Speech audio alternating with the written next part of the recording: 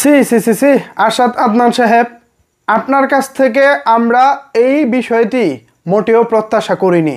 তুফান সিনেমাকে নিয়ে এভাবে আপনি বাজে ইঙ্গিত করবেন, আমরা সাকিবিয়ানরা কখনো স্বপ্নেও ভাবিনি। সত্যি কি আপনি আরশাদ আদনান সাহেব তুফান সিনেমাকে নিয়ে আপনি এ ধরনের মন্তব্য করতে পারলেন? কষ্টে বুকে রক্তক্ষরণ হচ্ছে। আমরা কাকে ভালোবেসেছিলাম? সাকিবিয়ানরা কাকে ভালোবেসেছিল? আরশাদ আদনান সাহেবকে। আমরা কাকে শাকিব খানের বন্ধু ভেবেছিলাম? এই আরশাদ আদনান সাহেবকে। রাষ্ট্রের সর্বোচ্চ ব্যক্তির সন্তান আপনি, আমাদের মহামান্য রাষ্ট্রপতির সন্তান।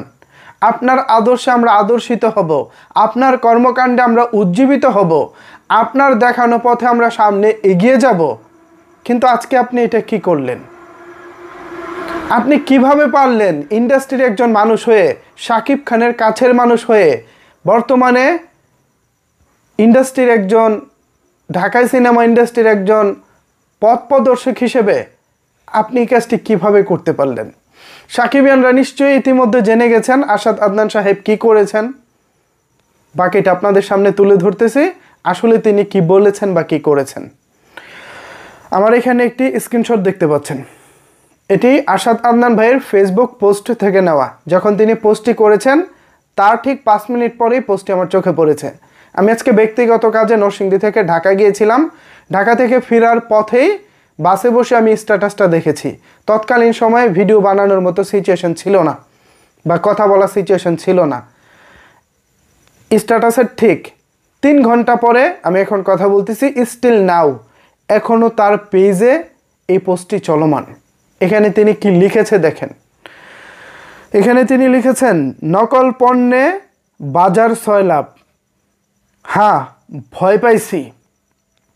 ভয় পাইছি কথাটা কোথায় যেন আপনারা শুনেছেন? একটু মনে করার চেষ্টা করুন তো। ইয়েস, গতকালকে রাতে তুফান সিনেমায় চঞ্চল চৌধুরীর মুখ থেকে একটি ডায়লগ ছিল, তুফান খুব ভয় পাইছি রে। সেই ভয় পাইছি কথাটা এখানে রয়েছে, খেয়াল করবেন। নকল পণ্যে বাজার 6 লাভ, হ্যাঁ ভয় পাইছি এত কপি এবং নকল দেখে। তুফান সিনেমাকে নিন্দুকরা বা সাকিব হেটার্সরা নকল বলতেই পারে, আমার মতো সাধারণ হাজার হাজার ইউটিউবাররা নকল কিংবা খারাপ বলতেই পারে। এমনকি বাংলাদেশের লাখ লাখ মানুষ খারাপ বলে চিল্লাতেও পারে। কিন্তু একজন আরশাদ আদনান সাহেব, ভাই আপনি কি এটা পারেন? ইন্ডাস্ট্রির একজন পথপ্রদর্শক হিসেবে আমরা আপনাকে গণ্য করেছিলাম, শাকিব খানের একজন কাছের মানুষ হিসেবে গণ্য করেছিলাম। আজকে সেই কিনা আপনি তুফানকে ইঙ্গিত করে এই ধরনের পোস্ট করলেন। এটাও আমাদের দেখতে হলো। অনেক সাকিবিয়ান বলতেছেন, ভাই আরশাদ আদনানকে বয়কট করতে হবে, আরশাদ আদনানকে বয়কট করলাম। এই বয়কট কথাটা বলেই কি সব কিছু সমাধান হয়ে যাবে? হয়ে যাবে না, কারণ এই বোকা শাকিব খান, তুফান সিনেমার নায়ক, আপনার আমার প্রিয় নায়ক, এই বোকা শাকিব খান 2 দিন পর আবার দেখবেন ঠিকই হয়তো এই আরশাদ আদনানের কোনো সিনেমা করতেছে। তখন আবার আমাদেরকে এই বয়কট খেলা বাদ দিয়ে আরশাদ আদনান প্রযোজিত কোনো সিনেমা দেখতে হবে। সময় এসেছে, সিদ্ধান্ত নিতে হবে শাকিব খানকে। আফসোস এই বোকা মানুষটা আপন পর চিনল না। দীর্ঘ সময়ের একজন বন্ধু এবং ভাই হিসেবে যিনি পরিচয় দিতেন আমাদের সামনে, জনাব এমডি ইকবাল সাহেব, তার আসল রূপ যখনই শাকিব খান তাকে কাছে ভিড়ানো বন্ধ করে দিলেন, তখনই আমরা এমডি ইকবালের আসল রূপ দেখেছি। এবার যখনই শাকিব খান আরশাদ আদনান সাহেবের বলয় থেকে বেরিয়ে কলকাতার প্রযোজনা প্রতিষ্ঠান SBF, বাংলাদেশের চরখি এবং আলফা আই মিলে যখন তুফানের মতো ধামাকাদার একটি সিনেমা বানিয়েছেন, সেই সিনেমা থেকে ছোট্ট একটি ধামাকাদার একটি টিজ দিয়েছেন। টিজারও না, একটি টিজ। সেই টিজ দেখার পর সবাই যেভাবে উত্তেজনায় গড়াগড়ি খাচ্ছেন, এটা তো রীতিমতো আমাদের জন্য একটা কষ্টের ব্যাপার হয়ে দাঁড়িয়েছে। আনন্দ করো, মজা করো, ঠিক আছে, একটা ভালো কিছু এসেছে, মজা করো যার যার জায়গা থেকে, কিন্তু এসব ইঙ্গিতপূর্ণ পোস্ট করে আরশাদ আদনান সাহেব আমাদের মনে এভাবে কষ্ট দিবেন, অন্তত আমি এটা ভাবিনি। শাকিব খানের সিনেমাকে ইঙ্গিত করে তিনি এই ধরনের কথা বলবেন, এইটাও বোধহয় কেউ ভাবেনি।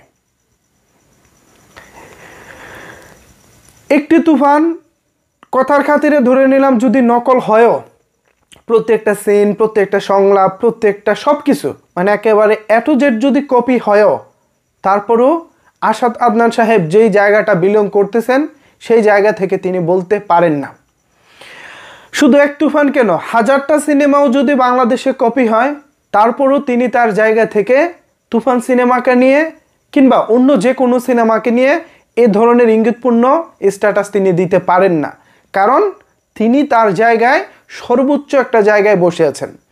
আমি সাধারণ একজন ইউটিউবার, একজন কন্টেন্ট ক্রিয়েটর, আমি আমার জায়গা থেকে যে কোনো কাজকে ভালো মন্দ ক্রিটিসাইজ করতেই পারি, কিন্তু একজন আসাদ আদনান চাইলেই পারেন না, একজন রায়হান রাফি চাইলেই পারেন না, একজন শাকিব খান চাইলেই তার কলিগের কোনো ছবিকে খারাপ মন্তব্য করতে পারেন না, কারণ এটা তাদের ইন্ডাস্ট্রি। আমরা করতে পারি কেন?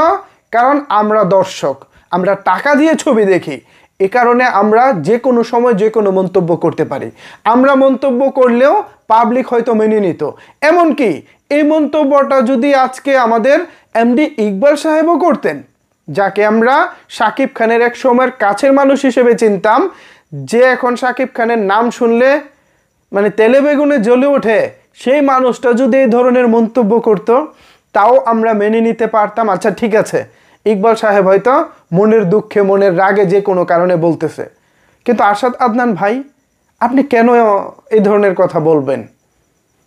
যাই হোক, এটা আপনার ব্যক্তিগত ব্যাপার, তবে আমার বা আমাদের কাছে মনে হয়েছে আপনার এই কথাটি আমাদের পছন্দ হয়নি। দ্যাটস ওয়াই আমরা আমাদের জায়গা থেকে প্রতিবাদ করেছি বা করতেছি। আশা করি ভবিষ্যতে আপনার অবস্থান বিবেচনা করে যে কোনো একটা স্টেটমেন্ট দিবেন এবং সম্ভব হলে শাকিব খানকে ছাড়া জীবনে পথ চলার চেষ্টা করবেন। আমি চ্যালেঞ্জ করলাম, প্রত্যেকটা সাকিবিয়ানের অনুমতি নিতে হবে না। আসাদ আদনান ভাই, একজন ছোট ভাই হিসাবে আপনাকে আমি চ্যালেঞ্জ করলাম, শাকিব খানের বাইরে গিয়ে পারলে এই মুহূর্তে একটি হিট সিনেমা করে দেখান, সঙ্গে আপনার সেই বিখ্যাত পরিচালক হিমেল আশরাফ ভাইকেও সাথে রাখবেন। পারলে একটি সিনেমা হিট করে দেখান, পরে আপনাকে গুরু বস যা বলেন তাই মানব। পারলে তুফানের মতো একটা সিনেমা করে দেখান। এমন সিনেমা বানিয়েছেন, প্রিয়তমার ট্রেলার রিলিজ দিতে পারেন নাই, তখন সময় কম ছিল, তাড়াহুড়া করে ছবি বানিয়েছেন, একটা এক্সকিউজ ছিল, আমরা মেনে নিয়েছি।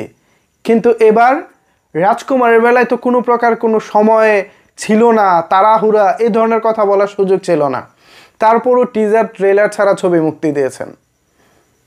নিশ্চয়ই আপনার ভিতরে ওই ধরনের দুর্বলতা ছিল। অথচ তুফান দেখেন, রানিং একটি সিনেমা, শুটিং চলতেছে, 20-25 দিন, কয়দিনই বা শুটিং হয়েছে, টিজার দিয়েই চারিদিকে হইচই ফেলে দিছে। পারলে তুফানের মতো একটা সিনেমা বানিয়ে দেখান। আজকের এই স্ট্যাটাসের পরিবর্তে যদি এই স্ট্যাটাসটা হতো তুফানের ট্রেলার বা টিজার বাজিমাত করেছে, দারুণ ভালো লেগেছে, আমি পরবর্তীতে রায়হান রাফিকে নিয়ে কাজ করতে চাই, ব্যাস এই এতটুকু একটি স্ট্যাটাসে আপনাকে নিয়ে সাকিবিয়ানরা কি পরিমাণ মাতামাতি করতো আপনার হয়তো কল্পনাতেও নাই।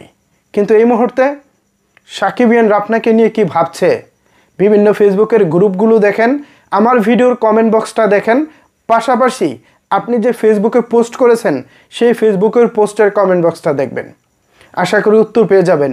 হিংসা নয়, ভালোবাসা দিয়ে আমাদের ইন্ডাস্ট্রিকে এগিয়ে নিয়ে যেতে হবে। এই মুহূর্তে আমাদের ইন্ডাস্ট্রি নাই বললেই চলে। ঠিক সেখানে Raihan Rafi, alpha I, Chorki, SBF মিলে যে পদক্ষেপটা নিয়েছে, যে বাজেটে তুফান নির্মাণ করেছে, এইটা অন্য কোনো প্রযোজক হলে ঘাম বের হয়ে যেত। যাই হোক ভিউয়ার্স, আসাদ আদনান সাহেব যে মন্তব্যটি করেছেন সেই মন্তব্যের প্রেক্ষিতে এই ছিল আমার বক্তব্য। এই বিষয়ে যদি আপনাদের কোনো কিছু বলার থাকে তাহলে অবশ্যই সেটি নিচের কমেন্ট বক্সে জানাতে পারেন। ধন্যবাদ সবাইকে সম্পূর্ণ ভিডিওটি দেখার জন্য।